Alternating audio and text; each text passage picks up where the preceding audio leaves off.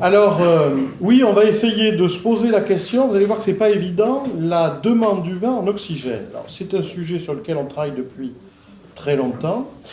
Oui, alors là, le sujet donc, de la demande en oxygène, donc, est un sujet qui est extrêmement compliqué. On y travaille depuis beaucoup plus de 20 ans. Hein. C'est un sujet qui a fait le tour, enfin, notre laboratoire. Les gens qui travaillent avec nous travaillent dessus depuis quand même très longtemps. C'est vrai que c'est délicat, c'est complexe, au moins pour une raison, c'est que c'est multiparamétrique et que à chaque fois que vous mettez deux paramètres en face, vous en avez un troisième qui apparaît, donc c'est infini. La problématique est infinie. Alors comment résoudre cette problématique? Comme c'est compliqué, eh bien on fait simple. Voilà. Et puis on essaie d'avoir, vous allez voir, ça marche.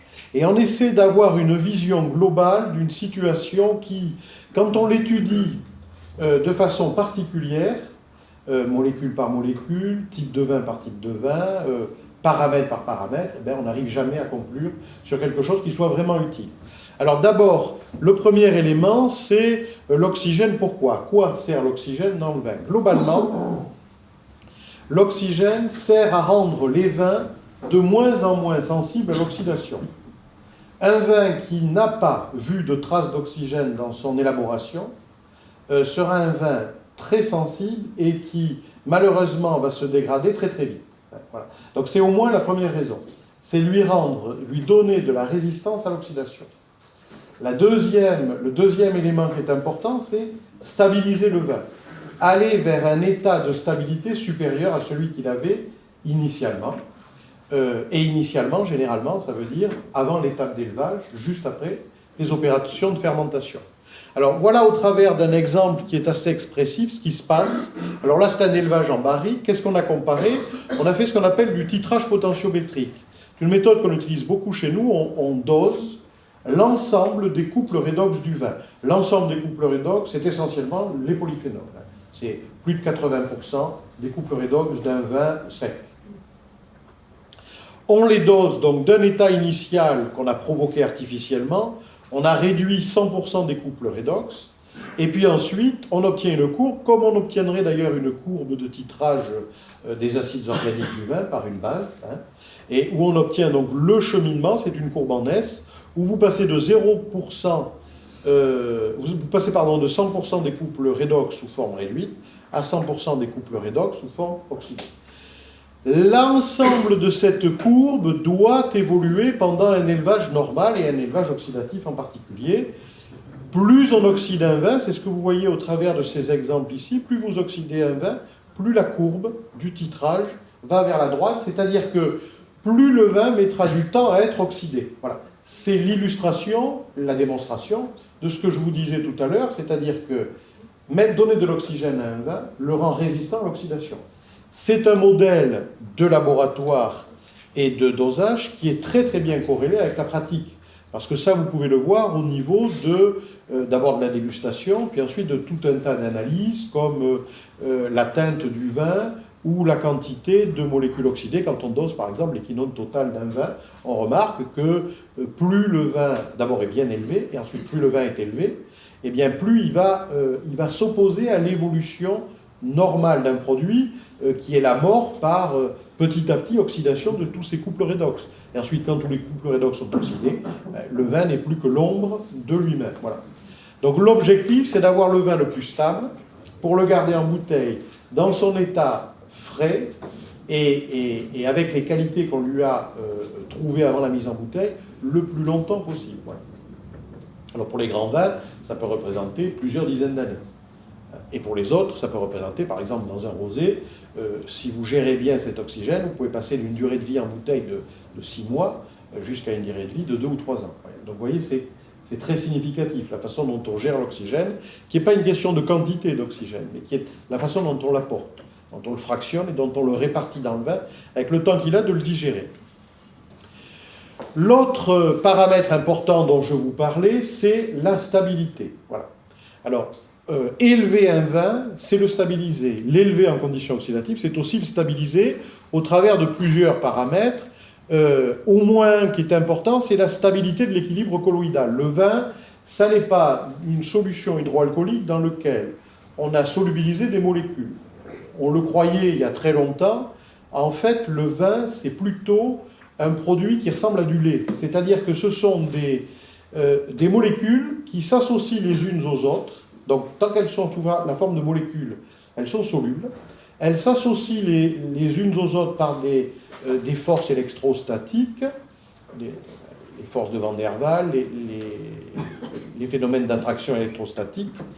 Et lorsqu'elles finissent par s'associer, elles atteignent une taille critique où elles quittent le monde du soluble et ça se transforme en micelle qui flotte à l'intérieur du vin. Tous les constituants du vin, en tout cas tous les constituants qualitatifs, la couleur, les tanins, mais les macromolécules aussi comme les polysaccharides, les protéines solubles stables, tous ces éléments flottent dans cette espèce de soupe primitive. Et puis de l'autre côté, vous avez l'éthanol qui lui est solubilisé, et puis vous avez l'essentiel des éléments minéraux, des acides organiques, pas tous, et puis des éléments minéraux comme le potassium, pas tous aussi, parce qu'une partie du potassium et de l'acide tartrique se trouve en légère sursaturation, associée à des chaînes de polysaccharides, et donc même ces éléments-là se trouvent dans ce monde colloïdal. Le fait d'élever le vin permet d'améliorer sa stabilité colloïdale, et on le voit là au travers d'un test qui est assez simple. Hein. Comment mesurer la stabilité colloïdale du vin? Il suffit juste de le déséquilibrer et mesurer l'intensité du déséquilibre.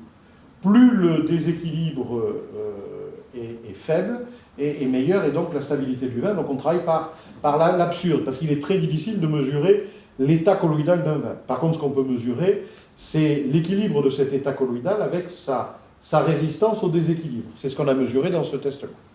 Donc vous voyez ici, un vin au début d'élevage est très instable, le test donne des valeurs très élevées, et puis au cours de l'élevage, eh bien, on va vers une stabilité, puis petit à petit, une diminution, puis petit à petit une stabilité, puis on est arrivé à la fin de l'élevage dans un environnement parfaitement stable. Ça, c'est considérablement aidé par l'oxygène. Pourquoi? Tout simplement parce que l'oxygène favorise, je ne vous le rappellerai pas, la polymérisation des polyphénols, et donc aide à la fabrication de ces micelles et à la structure colloïdale du vin. Voilà. Stabilité aussi de la couleur. Alors évidemment, un élevage et un élevage oxydatif, à quel avantage? D'abord, le maximum d'absorption des vins se déplace vers le bleu, hein, c'est-à-dire vers les grandes longueurs d'onde. Le vin passe d'un rouge très agréable à un bleu-violet très profond, qui donne une impression de concentration et de richesse. Puis ensuite, par le phénomène de polymérisation des tanins et des anthocyanes, permet de ce bleu d'augmenter l'intensité colorante globale, alors même que la teneur en molécules reste la même. Donc c'est un phénomène copigmentaire, et puis c'est un phénomène aussi hyperchrome, c'est-à-dire que les nouvelles molécules sont plus colorées que les anciennes, même si leur teneur dans le vin n'a pas bougé. Voilà.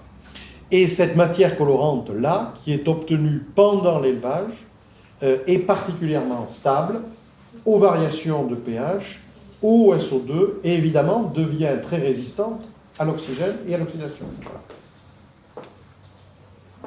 Alors maintenant, les mécanismes oxydatifs, globalement, alors ça peut être très compliqué, mais aussi on peut faire simple. Hein, voilà. Alors aujourd'hui, on a décidé de faire simple, parce qu'on n'a pas le temps de faire compliqué, je peux comprendre. Donc, quand vous mettez de l'oxygène dans un vin, que se passe-t-il? Le potentiel d'oxydoréduction augmente. Le potentiel d'oxydoréduction, c'est le moteur et la puissance du moteur de votre vin. Sans oxygène, à un moment donné, le potentiel ne s'élève pas. Si le potentiel ne s'élève pas, tout le mécanisme d'oxydation ne peut pas se mettre en route. Voilà. C'est le premier élément. Il faut que le potentiel d'oxydoréduction atteigne un niveau suffisant pour que l'ensemble de la mécanisme oxydatif roule. Et ce qui est très important, aussi bien pour polymériser la couleur que pour polymériser les tanins et pour créer cette structure colloïdale que vous avez vue, qui a un rôle fondamental. Quand on effectue, alors là au laboratoire, on a pris plusieurs vins, hein, des vins de Saint-Émilion, du Médoc et puis de Madiran, on en a pris beaucoup plus d'ailleurs, et on a fait des saturations en oxygène successives, en laissant à chaque fois le temps à l'oxygène de disparaître, et au potentiel d'oxydoréduction de revenir à son état initial. Bon. Et donc nous faisons des trains d'oxydation et nous suivons les paramètres de base de la mécanique oxydative. Quels sont ces paramètres de base? C'est le potentiel d'oxydoréduction maximum, c'est-à-dire c'est la puissance de votre moteur. Et c'est la vitesse initiale de consommation de l'oxygène dissous, c'est-à-dire au moment où vous mettez l'oxygène, à quelle vitesse le vin va la consommer. Après, la vitesse initiale ne veut rien dire, puisqu'ensuite elle va diminuer, puisque la teneur en oxygène dissous diminue. Donc les vitesses sont recalculées, et le potentiel d'oxydoréduction diminue, donc la puissance du moteur diminue aussi. Voilà. Donc les valeurs initiales sont importantes pour voir d'où on part au pire des cas.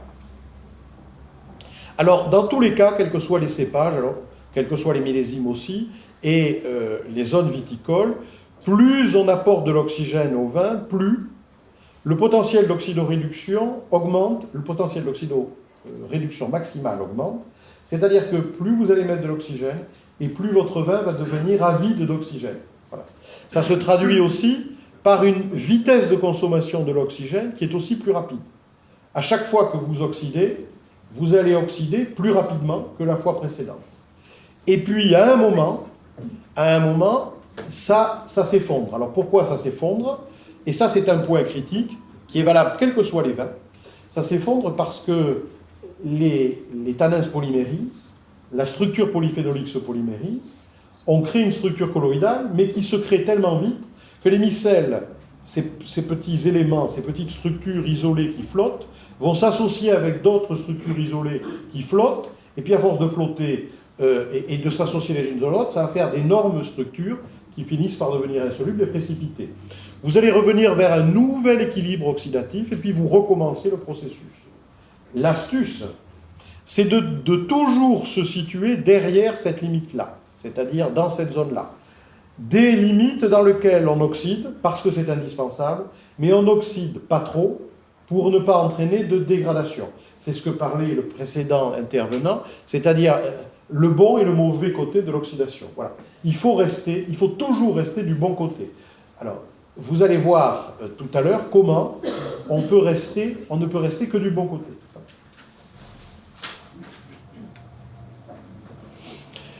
Alors, les conséquences, au travers de quelques exemples, les conséquences des mauvaises et des bonnes façons d'oxyder les vins, ou alors la bonne réceptivité du vin, ou la mauvaise réceptivité du vin à l'oxygène, au travers de quelques indices évidents. On a pris des indices très simples. Très simples parce que le but, c'est de développer un modèle de gestion qui peut être appliqué dans n'importe quel laboratoire avec un matériel simple et avec un temps de réponse très court. Donc le premier élément, c'est la teinte. La teinte qui est très importante, puisque le vin doit avoir la teinte la plus fraîche possible, donc la plus rouge, le pourcentage de jaune le plus faible, qui est un signe évidemment de mauvaise oxydation. Et donc en fonction des traitements oxydatifs, vous voyez ici, par exemple, 30 jours à 20 degrés sous azote, vous n'augmentez pas la teinte. 15 jours à 20 degrés sous oxygène, évidemment, vous l'augmentez. Si vous rajoutez à cet oxygène durant 30 jours, vous lui ajoutez quelques degrés de plus, vous augmentez aussi la teinte, etc., etc. Il y a évidemment du bon sens. Plus vous mettez d'oxygène, plus la température est élevée, plus la durée d'exposition à cet oxygène est grande, et plus vous matraquez le vin.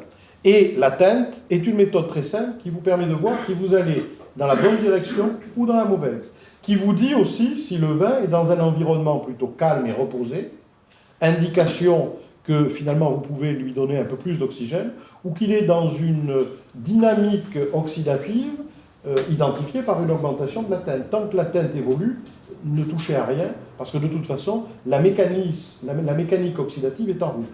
Attendez que les choses se calment pour éventuellement rapporter de l'oxygène. Alors la teinte est aussi importante parce que quand une teinte est évoluée, le nez du vin est aussi évolué. Les caractères oxydatifs sont liés au caractère oxydatif de la masse polyphénolique. À un vin tuilé correspondra des nuances d'oxydation. À un vin avec des couleurs fraîches et rouges correspondra des nuances fruitées, nettes et propres. Voilà. Donc c'est une façon aussi très simple de mesurer globalement le niveau de fraîcheur et de jeunesse de son vin. Alors après, on peut faire plus compliqué. Ensuite, il y a le pourcentage de bleu de la couleur. Le pourcentage de bleu de la couleur est très important. Le pourcentage de bleu, c'est une idée exacte de là où vous en êtes des polymérisations entre les tanins et les anthocyanes. Est-ce que l'oxydation fabrique des quantités d'éthanol compatibles avec la capacité du vin à le digérer et à l'intégrer dans sa structure phénolique. Voilà. Pourquoi? Et là encore, c'est une mesure qui est très simple, le pourcentage de bleu. On le verra tout à l'heure. Vous voyez, alors ici, je vous ai pris une série de vins. Il y a quelques vins qui évoluent normalement. Vous voyez ici, par exemple, ce vin-là qui évolue normalement. On l'a aidé par un microbulage d'une dizaine de jours. Voilà, mais il a évolué normalement. Vous voyez d'autres vins qui ici évoluaient peu. Hein, on les a poussés avec une micro-oxygénation beaucoup plus brutale. Le résultat, c'est que le pourcentage de bleu a augmenté. Dans mon échelle, je me suis arrêté à 15%. Quand vous arrivez à 15% de bleu, vous pouvez vous dire que vous en avez plus qu'assez.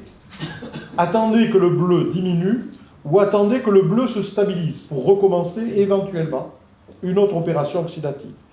À partir de 17 ou 18%, vous êtes certain, quasi certain d'être passé de l'autre côté de la barrière. À un moment ou à un autre, vous allez avoir une précipitation de la matière colorante. Le bleu a trop augmenté, les polymères que vous avez fabriqués avec la couleur sont trop gros, et ils vont irrémédiablement tomber, et vous allez vous retrouver avec un autre équilibre, un nouvel équilibre, mais qui sera inférieur à celui initialement enregistré. Un autre élément aussi très important, c'est la quantité de polyphénol, évidemment. Plus vous avez de polyphénol, c'est ce qui est montré ici, 1 gramme, 2 grammes, 3 grammes par litre, plus la vitesse de consommation de l'oxygène est rapide. Plus le vin est riche, plus il aura besoin d'oxygène. Ce n'est pas une grande nouveauté. Également, la structure du polyphénol. Là, vous avez du catéchol, qui est un modèle, on va dire, de petit tanin, même si ce n'est pas un petit tanin. Et puis ici, vous avez un procyanidol de haut poids moléculaire. Et vous remarquez que plus les tanins sont polymérisés, moins ils consommeront vite l'oxygène. Donc, quand vous avez des vins qui ont déjà des profils phénoliques avec des tanins déjà très encombrants, il ne sert à rien d'essayer de forcer l'oxydation. Parce que sur ce genre de profil-là, d'abord vous oxydez plus lentement, donc il y a besoin de moins d'oxygène. L'oxygène résiduel va rester plus longtemps dans le vin et aura le temps de faire des dégradations oxydatives, en particulier une augmentation de l'atteinte qui sera incontrôlée. Donc il est aussi important et ça vous le connaissez par expérience, est-ce que mes vins sont plutôt riches en petits tanins ou en gros tanins? Alors si vous ne le savez pas, oui. Alors je vous montrerai tout à l'heure. Si vous ne le savez pas, il faudra attendre un peu. Il existe des profils variétaux où on sait que certains vins ont plutôt des tanins très polymérisés, d'autres ont plutôt des tanins oligomères. Voilà. Je vous montrerai tout à l'heure.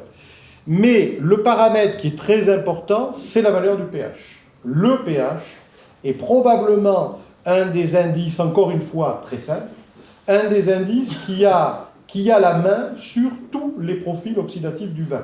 Pas seulement les profils oxydatifs, l'efficacité du SO2, etc., etc. Et même la qualité gustative d'un tanin. Pour la même quantité de tanin et pour le même profil phénolique de vin, une variation de 0,2 unités de pH vous change complètement la perception que vous avez du vin. C'est d'ailleurs ce qui nous a causé ces dernières années, maintenant ça va mieux, mais des augmentations un peu inconsidérées du pH, parce que plus on fait des vins à pH élevé, plus des tanins un peu rustiques paraissent ronds et gras. Alors l'inconvénient de ces pH élevés, c'est vous l'avez ici. J'ai montré ici, donc ici vous avez un milieu modèle et puis un vin rouge, où on regarde l'oxydabilité du vin par rapport, on a pris la base 1 qui est par rapport à pH 3,5. Hein. À pH 3,5, on considère que c'est une base de 1, c'est-à-dire, pourquoi pH 3,5? Parce que c'est un pH moyen, qui globalement est le pH d'équilibre, qui devrait être le pH d'équilibre des vins en général, qui est un environnement qui est plutôt optimum pour la qualité, la perception de la qualité des tanins, sans être trop dur. À des pH plus bas, ça serait nettement problématique. Des déclenchements de malolactique qui posent quand même moins de problèmes qu'à des pH plus bas. Et puis l'efficacité du SO2 qui est quand même excellente à ce niveau-là. Et puis un environnement microbien qui est quand même le moins favorable aux micro-organismes de contamination qu'à des pH plus élevés. Donc vous remarquez que si vous montez à des pH par exemple de 3,9, ben vous êtes 2 fois plus oxydable qu'à ce pH de 3,5. Donc vous voyez, la valeur du pH entre 3,5 et 3,9, vous n'avez pas un demi-point de 0,5 unité de pH de plus, vous en avez moins que ça. Vous voyez que Le pH a un effet déterminant. On ne parle pas de 25% d'oxydabilité en plus. Entre 3,5 et 3,9, vous en avez 2 fois plus. C'est considérable. La prise en compte du pH dans la gestion de l'oxygène devrait être quelque chose de quasiment automatique. Et pour d'autres raisons aussi, ça devrait être automatique. Et puis en plus, c'est très facile à mesurer le pH. Alors pourquoi s'en priver? Voilà les tanins, je reviens un peu en arrière, les tanins polymérisés et peu polymérisés en fonction des cépages. Globalement, Cabernet Franc, Pinot Noir, Xinomavro, qui est un cépage grec, vous rencontrerez peut-être peu dans votre vie, mais c'est important, puis il y en a d'autres. En Turquie, il y a du Papas Karasé, il y a beaucoup d'autres cépages comme ça, qui sont plutôt des vins qui, toujours, ont des tanins oligomères. Donc ceux-là, l'élevage pourra être plus long, il devra être plus doux, parce que ils sont quand même aussi moins riches, mais en tout cas, ils pourront avoir plus d'oxygène, parce qu'ils peuvent aller plus loin dans leur structure colloïdale et dans leur capacité à fabriquer des polymères. A l'inverse, vous avez le Cabernet Sauvignon, certains Merlot Noirs, beaucoup, la Syrah et puis le Malbec, qui ont naturellement des profils phénoliques avec beaucoup de tanins polymérisés, même au tout début de leur élevage. On les trouve même dans la pellicule de raisin. Quand vous extrayez dans la pellicule de raisin ces tanins, ils sont très majoritairement riches en tanins polymérisés et fortement polymérisés. Alors, quelle est la conséquence? Vous le voyez là, nous avons mesuré le delta des combinaisons tannin-anthocyanes et le delta de l'intensité colorante, qui veut dire d'ailleurs la même chose. L'intensité colorante augmente parce qu'il y a des polymérisations qui se font, et le schéma que je vous montrais initialement, donc la couleur va vers le bleu, et puis ensuite l'intensité colorante augmente. C'est ce qu'on montre au travers de ce schéma-là. Plus vous avez des tanins oligomères, vous l'avez ici, vous l'avez dans le Pinot, vous l'avez dans le Xinomavro, et plus le cépage va réagir très vite à de petites quantités d'oxygène. Ça, c'est quelque chose qu'il faut prendre en compte. Les petits tanins réagissent beaucoup plus vite que les gros tanins à des faibles apports d'oxygène. Et donc, le résultat est toujours plus impressionnant. Il semblerait que ces vins soient plus réceptifs à l'oxygène. En fait, ils ne sont pas plus réceptifs. Ils sont beaucoup plus loin dans leur programme d'évolution. Le point final d'un vin, c'est sa stabilité colloïdale, qui n'est là que lorsque vous avez le maximum de polymères et que les polymères s'agrègent pour fabriquer des micelles. Donc, en fait, ils sont beaucoup plus loin de ce point final par rapport à un Cabernet Sauvignon ou une Syrah qui est beaucoup plus proche. Il n'y a pas plus de sensibilité, hein. Ils ont simplement un chemin à faire pour cet état optimum de stabilité qui est plus long. Donc, ils vont plus vite pour parcourir ce chemin. Alors là, oui, je pourrais vous en parler, mais c'est un peu tuant, donc je ne vais pas vous en parler. C'est des valeurs moyennes en fonction des cépages, des conditions d'oxygène. Une chose, par contre, qui est assez intéressante, c'est le rapport IC sur D. On ne se l'explique pas. Et bon, c'est bien aussi de ne pas s'expliquer des choses. Le rapport IC sur D est assez bien corrélé à la qualité d'un vin que vous pouvez, en dégustation, que vous pouvez juger sur 5, sur 20, sur 100, comme vous voulez. En général, les vins qui sont les mieux jugés en dégustation sont ceux qui ont des rapports intensité colorante sur D280 qui sont de l'ordre de 2, voisins de 2 et supérieurs à 2. C'est aussi des vins, quand vous avez des IC sur D de l'ordre de 2 et supérieurs à 2, qui n'ont pas vraiment besoin d'oxygène. Ils ont plutôt besoin de tranquillité et de temps pour élever. Et c'est souvent la patte de très grands terroirs et de très grands vins. Pour les autres, ils sont plutôt en dessous de ces valeurs-là, 1, 1,5, 0,7, et ils ont besoin de plus d'oxygène, de plus d'attention aussi pour évoluer. Il faut les surveiller parce qu'ils sont aussi un peu plus fragiles et le risque de dérapage est aussi plus grand parce que le chemin à parcourir est aussi plus long. Alors, tout ça pour ça. Évidemment, la réponse est: est-ce qu'il est possible d'avoir une mesure objective de la demande du vin en oxygène? Alors, la première réponse est non. Parce que le vin, moi, ne m'a jamais rien demandé. Pourtant, ça va faire 25 ans que je l'écoute. Donc, jamais le vin m'a demandé la moindre dose d'oxygène. Par contre, la question qu'il faut se poser, c'est quelle est la quantité d'oxygène raisonnable qu'on est susceptible d'apporter au vin pour l'amener d'un point initial qui ne nous paraît pas convenable, mais qui souvent convient très bien au vin, à un état final qui nous convient beaucoup mieux à nous, et qui ne convient pas forcément au vin, en respectant la fraîcheur du vin, donc des teintes le plus bas possible, une stabilité remarquable, stabilité de la couleur, stabilité de l'équilibre colloïdal. Voilà. Et que cette stabilité tienne en bouteille. Voilà la question, la véritable question qu'on peut se poser. Il n'existe pas de méthode, de meilleure méthode. D'ailleurs, il n'y en a pas beaucoup actuellement. On a beaucoup essayé, on a beaucoup testé, et puis au final, on s'est beaucoup arrêté, parce que plus les méthodes qu'on a développées étaient complexes, et moins elles donnaient le résultat qui était applicable dans la pratique. Par contre, plus elles faisaient de belles conférences. Après, ça dépend ce que vous voulez faire. Alors, on a essayé de développer quelque chose depuis quelques années maintenant, qu'on a testé un peu dans le monde entier. Ça marche relativement bien, c'est pas parfait. Et si quelqu'un a mieux, qu'il n'hésite pas à nous le montrer. On l'appliquera sans état d'âme. Avant ça, qu'est-ce qu'on a fait ? D'abord, on a classé des vins en catégories en fonction, et je vous avais dit que c'était important, en fonction de la richesse phénolique. Donc, en fonction de la teneur en polyphénols totaux, donc de vins plutôt légers, qui peut être d'ailleurs dans leur constitution. Il y a des vins qui constitutionnellement, comme des gamay, ont peu de polyphénol, mais ce n'est pas un défaut avoir peu de polyphénol. Hein. C'est une typicité qui peut être intéressante quand on sait le gérer. Et ensuite des vins qui sont des vrais monstres. Alors ça dépend évidemment du terroir, du millésime, des conditions agronomiques, mais ça dépend aussi du cépage. Il y a des cépages qui naturellement sont des monstres. Le meilleur exemple évidemment, c'est le tanin. Voilà. Mais pas de mauvais monstres, ça peut être aussi de gentils monstres. À partir de cet élément de base, on a déterminé une quantité d'oxygène théorique. Donc, pourquoi est-ce qu'on a déterminé cette quantité d'oxygène théorique ? Parce que c'est bien d'avoir un point de départ dans l'histoire. Donc, cette quantité d'oxygène théorique suit simplement la teneur en polyphénols totaux et donc la capacité globale du vin à consommer cet oxygène pour aller vers un état de stabilité. Donc, on va de 1,5 mg par litre par mois jusqu'à 6. Voilà. C'est ça.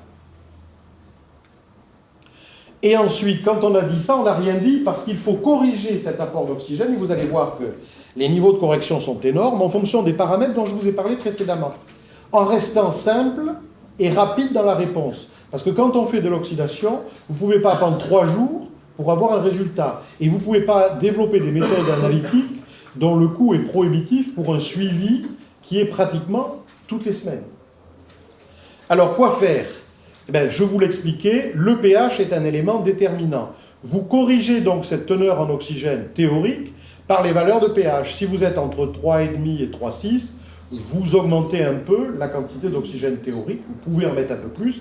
Par contre, si vous êtes entre 3,9 et 4, vous divisez par 2. Donc, vous voyez que c'est quand même très important. La valeur théorique ne veut rien dire. Et puis, cette correction n'est pas suffisante. Elle doit dépendre aussi du rapport IC sur D.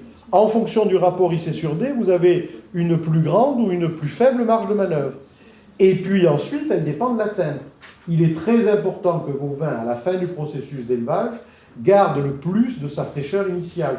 Que ce soit sa fraîcheur fruitée, que ce soit sa fraîcheur en bouche, la qualité de ses tanins, la légèreté de ses tanins, le moins d'oxydation possible, et puis sa présentation visuelle. Parce que c'est la vue, c'est la première porte d'entrée dans le vin. Donc il faut une couleur qui soit sympathique, attractive et qui paraisse le plus jeune et le plus fraîche possible. Donc la teinte est aussi un paramètre à corriger. Et donc la quantité d'oxygène applicable est fonction de ces 3 coefficients qu'on rajoute les uns derrière les autres. Et à la fin, vous allez voir que la quantité théorique n'a plus rien à voir avec ce que initialement on avait pu imaginer juste en regardant les polyphénols totaux. Je vous le rappelle, c'est important, la température a un effet déterminant sur les cinétiques oxydatives. Globalement, entre 12 et 13 degrés, moi je ne le ferai pas, on peut le faire. 13 degrés me paraît être la limite raisonnable entre gérer l'oxygène et entre partir dans une aventure un peu risquée. Bon, après, chacun fait ce qu'il veut. Moi je considère qu'en dessous de 13 degrés, la quantité d'oxygène, quel que soit le vin, c'est 0. Mais ça n'est pas suffisant. Maintenant, on a déterminé la quantité d'oxygène à appliquer au vin en fonction de son environnement. Mais je vous disais que l'oxydation, c'est quelque chose qui bouge sans arrêt, qui peut bouger très vite. Donc il nous faut ensuite des outils qui permettent de suivre toutes les semaines l'évolution du vin soit le côté pile est favorable, soit le côté face est destructeur. Alors vous vous doutez au travers de quels indices? C'est évidemment la teinte, j'en ai beaucoup parlé, et puis ensuite le pourcentage de bleu. Alors comment fait-on pour ça? Ce que j'ai mis, voilà. Comment fait-on pour ça? Toutes les semaines, pendant le processus de micro-oxygénation, mais on peut le faire aussi avec de l'élevage normal, avec des soutirages, tout bêtement, ou avec un élevage en barrique, tout simple, un élevage monte de côté, vous regardez comment le vin évolue. S'il évolue trop vite, vous rajoutez de la lie, ou alors vous baissez la température. S'il évolue trop vite, vous pouvez aussi retirer la bonde et la remettre, ça on en parlera, ça paraîtra peut-être curieux à certains. Pourquoi est-ce qu'il faut ouvrir une barrique pour qu'elle s'oxyde moins? Tout simplement parce que quand la barrique est fermée, vous avez un vide à l'intérieur, et que ce vide constitue un énorme moteur à la pénétration de l'oxygène. Et si vous ouvrez la bonde et que vous la refermez, vous cassez ce vide. Et instantanément, la diffusion de l'oxygène ralentit, mais dans des proportions qui sont considérables. C'est plus de 90% de cinétique oxydative qui n'a plus lieu. Voilà. Alors, comment fait-on? Eh bien, vous regardez au cours du temps le pourcentage d'augmentation du bleu. Donc, si je vous disais entre 13 et 15, donc vous pouvez corriger par 1,5. Si vous êtes entre 15 et 17, je vous disais que c'était un domaine dangereux, vous divisez par 2, au-delà de 17, vous arrêtez l'apport d'oxygène. Pareil pour la teinte, hein, des coefficients correcteurs qui là se font toutes les semaines sur la quantité applicable, et au final, si deux, c'est rare, si deux coefficients sont contradictoires, vous prenez toujours celui qui est le plus raisonnable, c'est-à-dire celui qui vous diminue la dose d'oxygène. Et vous allez me dire, et la dégustation là-dedans, mais évidemment, vous devez aussi déguster le vin. Les indices sont des méthodes objectives qui vous permettent de voir où vous allez. Et la dégustation, c'est aussi votre façon d'envisager le vin, d'envisager ce que vous imaginiez dans le vin quand vous l'avez pris à la sortie des vinifications et là où vous voulez l'amener à la fin de l'élevage. Donc, jouez aussi sur ces deux créneaux. Et puis voilà. Alors j'ai fait une conclusion parce qu'il en fallait une, mais je pense que tout est clair et que ça ne nécessite pas beaucoup plus. Merci de votre attention.